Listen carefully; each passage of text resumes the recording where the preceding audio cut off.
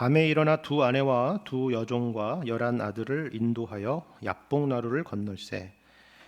그들을 인도하여 시내를 건너가게 하며 그의 소유도 건너가게 하고, 야곱은 홀로 남았더니 어떤 사람이 날이 새도록 야곱과 씨름하다가 자기가 야곱을 이기지 못함을 보고 그가 야곱의 허벅지 관절을 치매 야곱의 허벅지 관절이 그 사람과 씨름할 때에 어긋났더라. 그가 이르되 날이 새려하니 나로 가게 하라. 야곱이 이르되 당신이 내게 축복하지 아니하면 가게 하지 아니하겠나이다. 그 사람이 그에게 이르되 내 이름이 무엇이냐? 그가 이르되 야곱이니이다. 그가 이르되 내 이름을 다시는 야곱이라 부를 것이 아니요 이스라엘이라 부를 것이니 이는 내가 하나님과 및 사람들과 겨루어 이겼음이니라. 야곱이 청하여 이르되 당신의 이름을 알려주소서. 그 사람이 이르되 어찌하여 내 이름을 묻느냐 하고 거기서 야곱에게 축복한지라. 그러므로 야곱이 그곳 이름을 브니엘이라 하였으니 그가 이르기를 내가 하나님과 대면하여 보았으나 내 생명이 보존되었다 함이더라. 그가 브니엘을 지날 때에 해가 돋았고 그의 허벅다리로 말미암아 절었더라. 그 사람이 야곱의 허벅지 관절에 있는 둔부의 힘줄을 쳤으므로 이스라엘 사람들이 지금까지 허벅지 관절에 있는 둔부의 힘줄을 먹지 아니하더라. 아멘. 오늘 본문 말씀은 여러분 제목과 같이 야곱의 씨름인데요. 참 잘 알려진 본문이면서도 참 쉽지 않은 그런 내용입니다. 왜 그렇습니까? 일단 인간 야곱이 하나님과 씨름하는 그런 장면이기 때문에 그렇습니다. 인간이 하나님과 씨름한다. 이건 정말 너무나도 비현실적인 이야기 아닙니까? 인간이 신을 만난다는 것 자체도 일반적이지 않은 일인데 인간이 신과 씨름을 한다니요. 더군다나 우리가 알다시피 하나님은 거룩하시고 우리는 죄인된 인간 아닙니까? 그리고 하나님은 영원하시고 우리는 한낱 피조물에 불과한 자들입니다. 그래서 성경에는 언제나 인간이 하나님을 만나는 일은 항상 두려운 일로 그렇게 설명이 되는 것입니다. 아니 두려움을 넘어서 죽을 수도 있는 일이죠. 오늘 야곱도 그렇게 말하지 않습니까? 내가 하나님과 대면하여 보았으나 내 생명이 보존되었구나라는 겁니다. 그래서 유대인들은 이것은 말이 안 된다. 어떻게 인간이 하나님과 씨름을 할 수가 있을까? 하나님이 아니라 천사일 것이다. 그렇게 생각해서 야곱이 만난 존재를 하나님이 아니라 천사로 이해하기도 했습니다. 그래서 예를 들어서 호세아서 12장 말씀을 보면요, 야곱이 하나님과 겨루었다라고 이렇게 말하다가 바로 그 다음 절에서는 천사와 겨루었다 이렇게 또다시 설명을 하는 것이죠. 그런데 오늘 본문 말씀 30절에서 야곱이 그곳의 이름을 브니엘이라 했다라고 기록하고 있지 않습니까? 브니엘이라고 하는 것은 하나님의 얼굴이라는 의미입니다. 그래서 야곱도 말씀드린 것처럼 내가 하나님과 대면하여 보았으나 내 생명이 보존되었다. 이렇게 그런 의미로 그렇게 이름을 명명했다라는 것이죠. 구체적으로 그 모습이 어떤 모습이었는지는 잘 모르겠지만 묘사할 수는 없지만 야곱은 분명히 이것은 하나님을 만난 경험이다. 그렇게 이해를 했다라는 것입니다. 근데 이것보다도 더 이해하기 어려운 것은 야곱이 받았던 이름 때문에 그렇습니다. 하나님께서는 이 야곱의 이름을 이스라엘이라고 바꿔주시는데요. 28절에서 보는 것처럼 이 이름은 야곱이 하나님과 사람들과 겨루어 이겼기 때문이다라는 겁니다. 인간이 신을 만난다는 것도 참 이해하기가 어렵고 신과 씨름한다라고 하는 것은 더더욱 어려운데 뭐라고요? 그 신과 씨름해서 이겼다라고 하는 것은 이건 도무지 이해할 수가 없는 일이죠. 근데 그 이야기가 이처럼 성경 안에 기록되어 있는 것입니다. 참으로 쉽지 않은 말씀입니다. 근데 이런 이해와는 별도로 이 말씀은 우리에게 굉장히 중요한 의미가 있습니다. 이제 이 사건 이후로 야곱은 더 이상 야곱이 아니라 이스라엘이 됩니다. 그리고 이 이름은 야곱이라고 하는 한 개인의 이름이 아니라 하나님의 백성을 통틀어서 말하는 그런 이름이 되는 것이죠. 그리고 심지어 신약 시대를 살아가는 저와 여러분조차도 영적인 이스라엘입니다. 다시 말해서 야곱이 경험했던 이 경험이라고 하는 것은 단지 야곱이 개인적으로 특수하게 경험했던 그 사건이 아니라 그리스도 안에서 하나님의 백성된 모든 성도들의 공통적인 경험이다, 그런 의미입니다. 어떤 의미에서 그런지 이 시간 말씀을 통해서 함께 생각해 보고자 합니다. 이 씨름의 의미를 이해하기 위해서는 먼저 어떤 배경에서 이 사건이 등장하는지를 이해할 필요가 있는데요. 지금 이 사건은 어떤 맥락 가운데 있느냐 하면 야곱이 이제 20년 만에 외삼촌 라반의 집을 떠나서 고향으로 돌아오지 않습니까?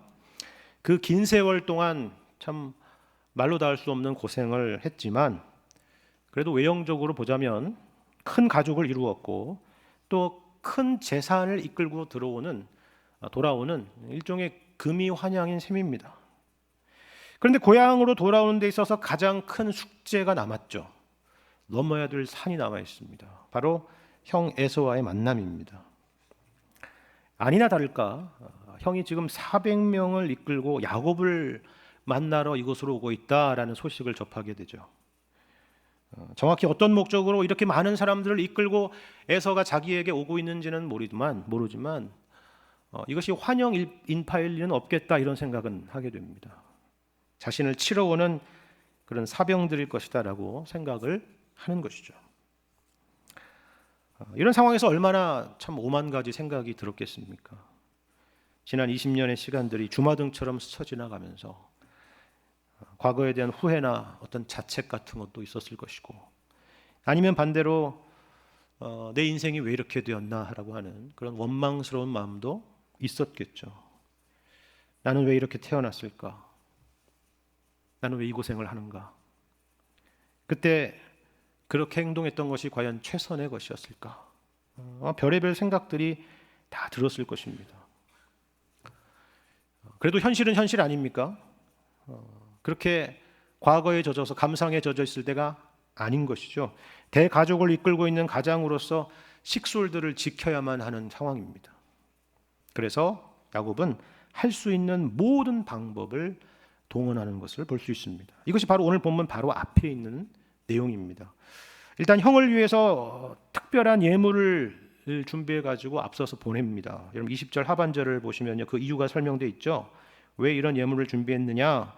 내가 내 앞에 보내는 이 예물로 형의 감정을 푼 후에 대면한다면 형이 혹시 나를 받아줄 거다라는 것입니다. 그리고 그 뒤로 무리들을 나누어서 순차적으로 보내는 것입니다. 1조, 2조, 3조 이런 식으로 대열을 만드는 거죠. 그리고 야곱은 그 대열의 제일 마지막에 남습니다. 나 혼자 살아야 되겠다, 그런 게 아닙니다. 가족을 지키기 위해서죠. 아마 여기에도 여러 목적이 있었을 것입니다. 일단 생각해 보십시오. 에서는 누구보다도 누구의 얼굴을 보고 싶습니까? 야곱의 얼굴을 보고 싶잖아요. 야곱을 찾을 거 아닙니까? 야곱을 어떻게든 찾아서 야곱을 죽이고 나서 나머지 가족들도 어떻게 할지를 결정하겠죠. 만일에 야곱의 생각이 맞다면 그렇겠죠. 그런데 그 선두 그룹에 정작 야곱의 얼굴이 보이지 않는다 그러면은 가족들은 그 에서의 그 끓어오르는 분노의 직격탄을 피할 수 있을 거다, 그렇게 생각했을 수 있습니다. 그래서 앞서서 보냈을 수도 있다는 거죠. 아니면 만일에 에서가 이 야곱의 가족들의 이런 얼굴들을 본다면 어느 정도 그래도 에서도 사람인데 동정심을 갖지 않을까, 그런 생각을 했을 수도 있었겠죠. 이처럼 야곱은 자신이 쓸 수 있는 모든 자원, 그리고 모든 전략, 그리고 모든 감정적인 부분까지 정말 모든 것을 쥐어짜내서 최선을 다해서 준비를 하고 있는 것입니다. 인생 일대 최대 결전을 준비하는 것이죠. 씨름이 뭐냐고요? 이게 바로 씨름 아닙니까?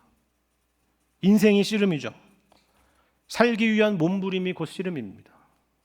생존이 씨름이고 인생의 성공을 위해서 살아가는 모든 모습들도 곧 씨름인 셈입니다. 어떻게 보면 야곱의 인생은 그것을 정확하게 보여주고 있지 않습니까? 어머니 리브가의 태중에서부터 형 에서와 태중에서 씨름을 하고 있었고, 장자권을 위해서, 축복을 위해서 거래하고 속이고 쟁취하는 모습이 바로 씨름입니다. 외삼촌 라반의 집에서는 사랑을 위해서, 그리고 자신의 집을 세우기 위해서 노력했던 그 모든 노력들도 결국 씨름이라고 할 수 있을 것입니다. 근데 이게 그저 단지 무슨 시적인 비유가 아니에요. 은유가 아닙니다. 인생은 씨름과 같아. 모래판 위에서 모래를 튀겨가는 그런 몸부림치는 운동선수들과 같지. 지지 않기 위해서 또는 이기기 위해서 온몸이 땀으로 뒤범벅되는 그런 치열한 경기와도 같은 게 인생이야. 그런 식의 비유들이 아니에요. 실제입니다. 그럼 오늘 말씀도 그렇지 않습니까? 이것은 지금 야곱이 꿈을 꾸고 있는 것이 아닙니다. 지금 환상을 보는 것이 아니에요. 실제로 사람과 씨름을 하고 있습니다. 허벅지 관절을 치니까 그 뼈가 어긋나서 비명을 지르게 되고 결국 절게 되는 진짜 현실이라는 것입니다. 우리가 보통 학교에 다닐 때 여러 재미없는 시간들이 있지만 국어 시간이 참 재미없는 이유가 있습니다. 특히나 시를 배울 때 우리는 정말이지 재미가 하나도 없을 때가 있죠. 시험에는 나오니까 뭐 외우기도 하고 공부도 하는데 그게 무슨 뜻인지 뭐 배우고 알아도 모르겠고 특별히 감동도 없기 때문에 그렇습니다. 그래도 보통 교과서에 나오는 시들은 뭐 굉장히 의미도 있고 또 인생의 통찰도 담고 있는 정말 유명한 시들만 뽑아놓은 거 아닙니까? 근데 문제는 뭐예요? 그걸 배우는 중고등학교 시기, 청소년 시기에는 그것을 아직 이해할 만한 인생의 깊이가 없기 때문에 그렇습니다. 그 괴리감 때문이죠. 오히려 그 시의 의미는 나중에 성인이 돼서야 깨닫게 되는 것입니다. 아, 그때 그 시의 이 표현들이 그런 의미였구나 그러는 거죠.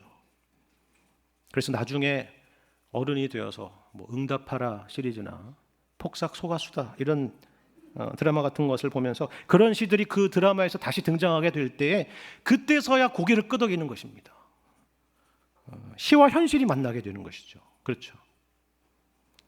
그러니까 지금 이 본문의 사건은 모든 신자들이 공감할 만한 어떤 상징성을 담고 있는 그런 사건이기도 하지만 동시에 이것은 그저 비유가 아니라 야곱의 인생 가운데 일어난 실제 사건이라는 것을 우리가 주목해 봐야 된다라는 것입니다. 그리고 이것은 우리도 마찬가지라는 거죠. 우리는 늘 씨름하고 있습니다. 근데 흥미로운 건 이거예요. 오늘 본문을 보세요. 야곱은 지금 누구와 씨름하고 있습니까? 여러분 24절을 보시면 뭐라고 설명하냐면 어떤 사람이 날이 새도록 야곱과 씨름했다라고 이렇게 되어 있죠. 그죠? 야곱은 분명히 어떤 사람인 줄 알고 씨름을 했다는 겁니다. 당연히 그랬겠죠. 아마도 이 사람이 형 에서는 아닐까 이런 생각을 했을지도 모르겠습니다. 모릅니다. 아무튼 사람과 씨름을 한 겁니다. 그렇죠?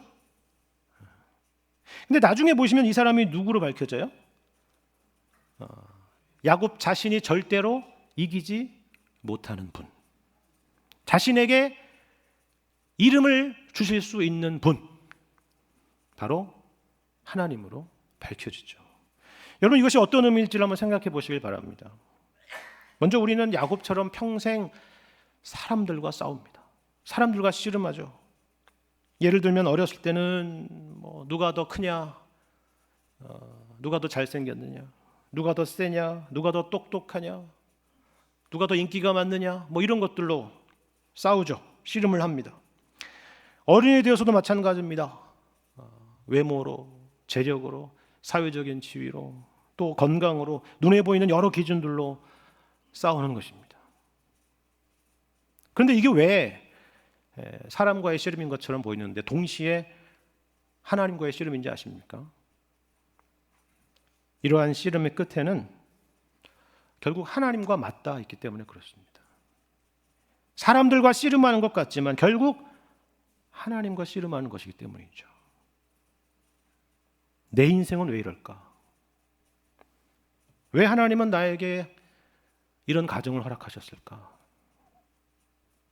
왜 이런 사람을 만나게 하셨을까? 왜 나에게 이런 환경을 주셨을까? 그렇지 않았다면 나의 인생은 달랐을 텐데. 그런 생각을 하잖아요. 오히려 하나님께서 이렇게 하셨더라면 나는 이 싸움에서 이길 수 있지 않았을까? 그런 생각을 하게 되죠. 야곱으로 하자면 내가 둘째가 아니라 첫째였더라면, 아버지 이삭이 좀 자상하시고 나를 좀 더 사랑하셨더라면, 외삼촌 라반이 정직한 사람이고 또 착한 사람이었더라면, 이랬더라면, 저랬더라면, 그랬더라면, 그런 생각이 늘 머릿속에서 맴돌았을 것이기 때문입니다. 우리도 현실이 고달프면 야곱처럼 어떤 인생의 커다란 위기를 만나게 되면 그런 생각들을 많이 하잖아요. 내가 만일에 하나님이라면 인생을 이런 식으로 흘러가게 하지 않을 것이다. 그런 생각을 우리는 갖는 것입니다. 그런데 이런 생각의 기저에는 어떤 생각이 담겨 있느냐면요, 내 인생은 내 것이고 내가 내 인생에 무엇이 가장 최선의 길인지를 잘 알고 있다라고 하는 그런 마음이 담겨 있는 것입니다. 우리는 이처럼 결국은 사람과의 씨름 같지만 하나님과 씨름을 하고 있는 셈이죠. 그런데 성경은 이것을 뭐라고 말하느냐면 죄라고 말하는 것입니다. 성경에서 말하는 죄라고 하는 것은 하나님을 떠나는 것을 말합니다. 하나님의 자리에 내가 앉아 있는 것을 말합니다. 내 생각, 내 뜻, 내 의지대로 살아가려고 하는 것을 말하는 거죠. 내가 내 인생의 주인이 되는 것을 말합니다. 이것이 바로 성경에서 말하는 죄입니다. 그런데 성경에서 이 죄에 대해서 말씀하시는 두 가지 내용이 있는데요. 하나는 뭐냐 하면은 경고입니다. 그렇게 살면 안 된다는 거죠. 그렇게 살면 죽는다는 것입니다. 마치 물고기가 물을 떠나면 살 수 없는 것처럼 생명의 근원 되신 하나님을 떠나서 내 마음대로 살아간다면 너는 결국 죽게 될 것이다 라는 경고의 말씀입니다. 그리고 또 하나는 뭐냐 하면요, 하나님의 안타까움입니다. 우리가 이와 같이 하나님을 떠나서 자기 마음대로 사는 것을 하나님은 안타까이 여기시는 것입니다. 사실 이 두 가지 이야기가 성경의 많은 부분에서 이야기하는 이야기라고 해도 과언이 아닙니다. 그래서 하나님께서 우리를 죄에서 구원하시기 위해서 예수 그리스도를 보내주셨다라고 하는 것, 이것이 바로 성경의 중요한 메시지인 거죠. 사실 제가 인생은 씨름이라고 말씀을 드렸는데요, 이게 참 멋있는 말처럼 들리지만 사실은 절망적인 말이라는 것을 우리는 아셔야 됩니다.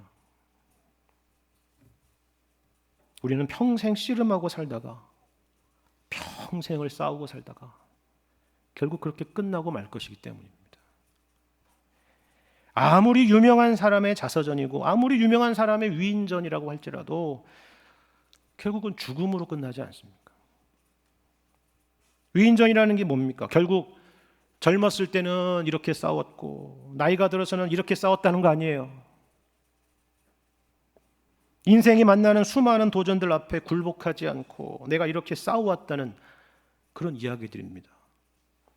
내가 그런 열악한 환경과 싸워왔고 가난과 싸워왔고 모든 상황과 환경 가운데 싸워서 지금의 내가 있다, 그 얘기잖아요.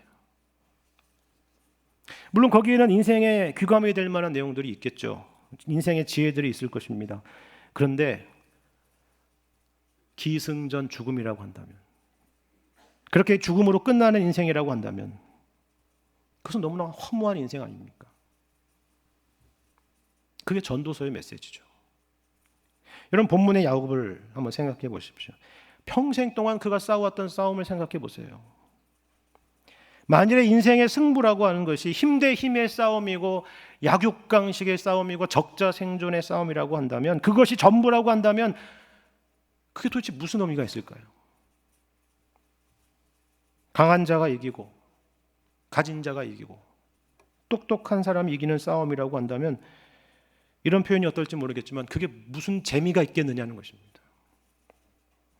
하다못해 우리가 영화나 드라마를 봐도 그것이 재미라는 게 있으려면 반전이라고 하는 게 있어야 되는 거 아닙니까? 세상은 어차피 그렇게 흘러가지. 그게 세상이야. 나까지 뭘 할 수 있겠어? 그래서 그렇게 이야기가 흘러가고 그렇게 흘러가서 그렇게 끝나버리고 만다면 그게 무슨 재미냐는 거예요. 야곱을 보십시오. 지금 야곱은 자기가 할 수 있는 정말 최선의 준비를 하잖아요. 그렇죠? 예물을 준비하고 혹시나 에서의 동정심을 유발할 만한 것이 없을까 생각하고 만일에 그것조차도 안 되면은 그래도 여기까지 온 거 그냥 까짓거 한번 부딪혀보자 하는 거잖아요. 그 이상 야곱이 뭘 할 수 있겠습니까? 근데 승부가 되겠습니까? 형을 이길 수 있겠어요? 어차피 지는 싸움 아니에요? 여기서 무슨 반전을 기대할 수 있겠느냐라는 것입니다. 그렇게 코너에 몰린 것입니다.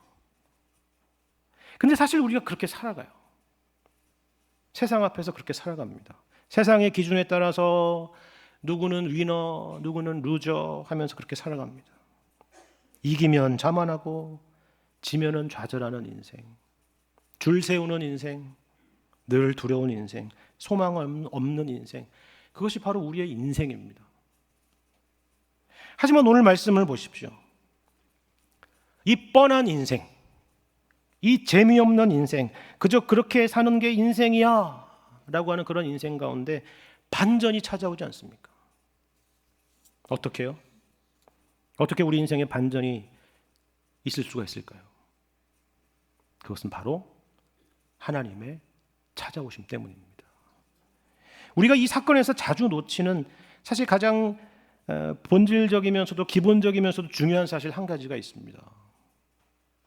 우리는 야곱이 씨름했다는 것만 생각하잖아요. 그 장면만 떠오릅니다. 야곱이 하나님께 은혜를 구했다는 것만 생각하기가 쉽습니다. 그런데 여기서 가장 중요한 것은 그 어떤 내용보다도 무엇보다도 하나님의 찾아오심입니다. 야곱이 하나님을 찾은 게 아니에요. 하나님이 찾아오셨습니다. 야곱이 요구한 것이 아닙니다. 하나님이 갑자기 등장하십니다. 여러분 24절에서 보는 것처럼 야곱은 홀로 남았는데 어떤 사람이 찾아와서 이 야곱과 날이 새도록 씨름을 한 것입니다. 그리고 여기에 우리 인생의 중대한 반전이 시작되는 것입니다. 이 땅에서 우리가 이기고 지는 것에 우리의 인생이 결정되는 그런 인생이 아니라 하나님 앞에서 새롭게 태어나게 되는 놀라운 인생이 시작되는 것이죠. 이전 것은 지나갔으니 보라 새 것이 되었도다 라는 것입니다. 그렇다면 우리는 어떤 방식으로 하나님을 만날까요? 여기 우리가 몇 가지 주목할 만한 말씀들이 있습니다. 먼저 여기 24절에 야곱이 홀로 남았다는 것을 여러분 주목해 보시길 바랍니다. 야곱의 주변에는 아무도 없습니다. 물론 하나님은 야곱이 가족들과 함께 있을 때에도 언제나 함께 하셨습니다. 우리도 마찬가지죠. 우리는 이처럼 예배 중에 예배 가운데 함께 하시는 하나님을 만납니다. 우리를 찾아오시는 하나님을 만나요. 하지만 동시에 우리는 우리 각자에게 찾아오시는 하나님을 만나야 된다라는 것입니다. 여러분, 여러분의 영혼을 여러분의 부모님이 책임져 줄 수 없습니다. 가족이나 친구들이 책임져 줄 수도 없어요. 여러분의 구역 식구나 또 믿음의 친구들이 그리고 심지어는 목회자들조차도 여러분의 영혼의 문제를 책임져 줄 수 없습니다. 여러분 각자가 하나님 앞에 서셔야 됩니다. 그리고 하나님은 언제나 여러분 곁에서 여러분을 기다리고 계십니다. 이것을 기억하시고 하나님께 나아가는 것입니다. 뿐만 아니라 여기 24절에서 우리는 날이 새도록 야곱과 씨름했다는 말씀에도 주목할 필요가 있습니다. 상대가 누구입니까? 하나님이시죠? 그런데 그 하나님께서 날이 새도록 야곱과 씨름하고 있는 것입니다. 무슨 말이에요? 하나님께서 무슨 이기실 힘이 없어서 날이 새도록 야곱과 씨름을 하실까요? 우리는 여기서 하나님의 낮아지심과 인내와 사랑을 볼 수 있지 않습니까? 하나님께서 우리의 수준으로 찾아오신 것입니다. 그리고 우리를 기다리시고 또 기다리시는 것이죠. 나이가 들어서 예수님을 만난 사람이라고 해도 꼭 하는 말이 있습니다. 예를 들어서 나이가 60이 되어서 예수님을 만난 사람이라고 해도 꼭 고백하는 내용이 있어요. 그것은 뭐냐 하면은 예수님께서 이제서야 나를 찾아오셨구나 라는 것이 아닙니다. 아니에요. 하나님께서 이 시간 동안, 그 많은 시간 동안, 그 오랜 시간 동안 기다리셨고 준비하셨고 인내하셨다라는 것입니다. 날이 새도록 우리와 씨름하시는 하나님, 이 얼마나 놀랍고 대단하신 하나님이십니까? 또 한 가지 생각할 부분은 25절 말씀 가운데 있습니다. 25절을 제가 읽겠습니다.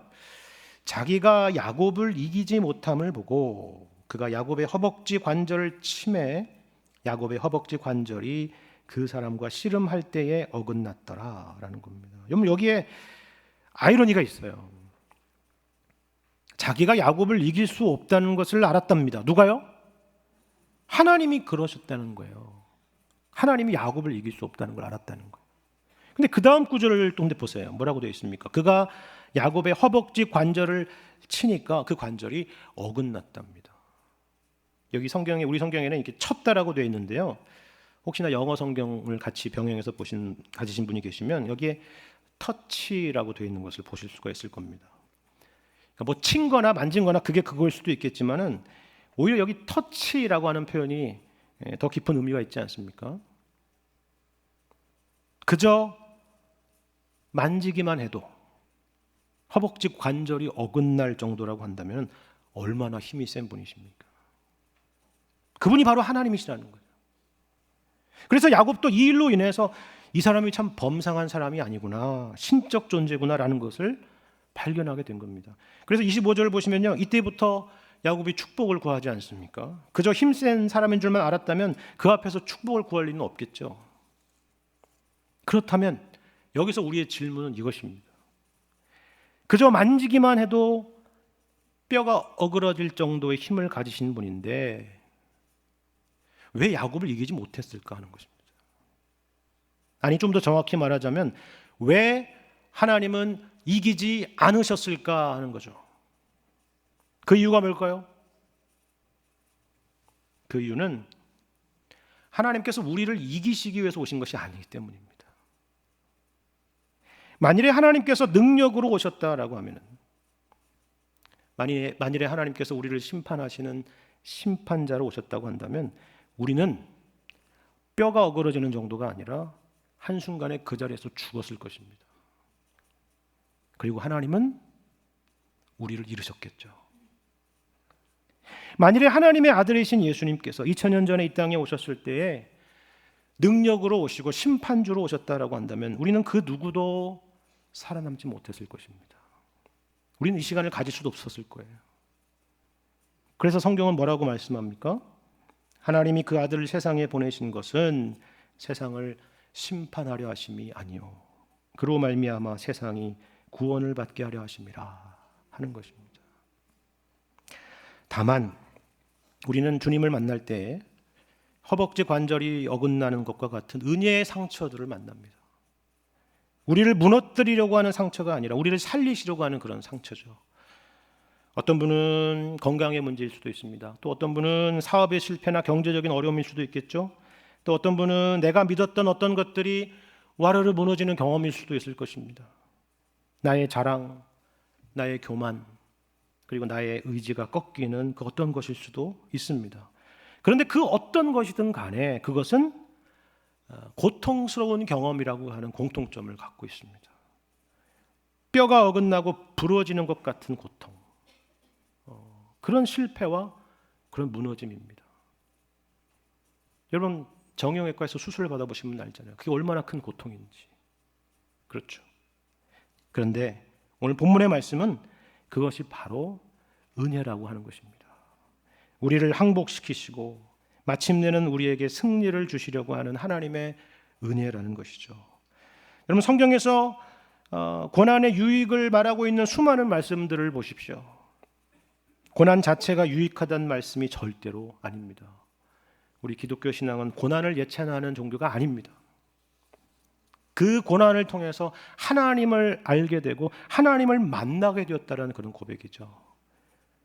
야곱이 이로 인해서 자신과 씨름하던 사람이 하나님이신 것을 알게 된 것과 같은 것입니다. 그래서 은혜입니다. 그래서 은혜의 상처입니다. 그리고 야곱은 축복을 간구하죠. 그런데 하나님께서 그 축복을 베푸시기 전에 하신 일이 있습니다. 여러분 27절과 28절의 말씀을 보시길 바랍니다. 그 사람이 그에게 이르되 내 이름이 무엇이냐? 그가 이르되 야곱이니이다. 그가 이르되 내 이름을 다시는 야곱이라 부를 것이 아니요 이스라엘이라 부를 것이니 이는 내가 하나님과 및 사람들과 겨루어 이겼음이니라 라는 겁니다. 하나님께서 먼저 야곱의 이름을 물으시죠. 그리고 그 이름을 이스라엘, 곧 하나님과 겨루어 이겼다라는 이름으로 바꾸어 주십니다. 그렇다면 이것과 하나님의 축복은 도대체 무슨 관계가 있을까요? 이 야곱이라고 하는 이름은 발꿈치라는 의미를 갖고 있기도 하고요. 발꿈치를 잡는다. 그리고 속인다라는 의미를 갖고 있기도 합니다. 서두에 말씀드린 것처럼 이것이 바로 야곱의 이름임과 동시에 그의 인생의 철학이었죠. 그가 살아왔던 방식입니다. 이렇게 평생을 씨름하고 이렇게 평생을 싸워왔던 인생입니다. 내가 내 인생의 주인이 되어서 내 뜻대로 살았던 그런 인생입니다. 그런데 하나님께서 그에게 새로운 이름을 주십니다. 새로운 정체성을 주시죠. 그 이름이 바로 이스라엘입니다. 승리자라는 의미입니다. 물론 현실은 전혀 그렇게 보이지 않습니다. 보세요. 야곱은 절뚝거리고 있잖아요. 그리고 형을 만나야 되는 그 두려운 현실이 사라진 것이 아닙니다. 여전히 눈앞에 그 현실이 있습니다. 하지만 중요한 게 뭐예요? 현실의 문제가 아니라 누가요? 하나님께서 야곱에게 그 승리의 이름을 주셨다라는 사실입니다. 그리고 이것은 하나님께서 우리를 사랑하신다는 의미입니다.